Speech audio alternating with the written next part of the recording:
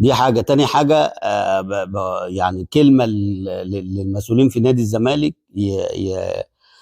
يوصلوها لفيريرا ده او معتز اينو. يا ريت الماتش اللي جاي ما يلعبش بزيرة.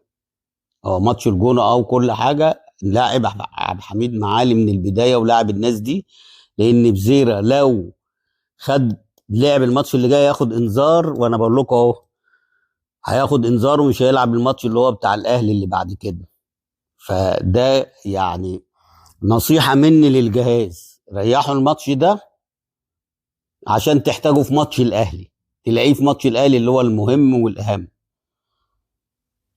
فلازم توصلوا له الرساله دي، ان الراجل ده ما يلعبش الماتش اللي جاي.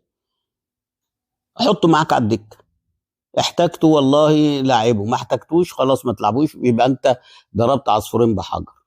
ايه العصفور الاولاني ان انت بتريحه الماتش الاهلي، ايه العصفور الثاني ان هو الحمد لله ما خدش انذار عشان يتوقف ماتش الاهلي. يبقى انت حافظت عليه وفي نفس الوقت ريحته عشان ينزل ماتش الاهلي يكسبك، يعني اذا كان في نصيب يعني. فدي النصيحه اللي اقدر اقولها للمسؤولين في نادي الزمالك عشان ياخدوا بالهم من النقطه دي. لان انت شايف محمود ناجي الماتش اللي فات كرة عاديه